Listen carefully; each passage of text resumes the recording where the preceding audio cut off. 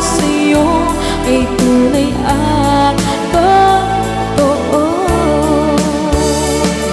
Kahit na ano man ang pagsubok natin, basta tayo pa rin noon hanggang ngayon. Ingatan mo at iingatan ko, hindi ka ipagpapalit.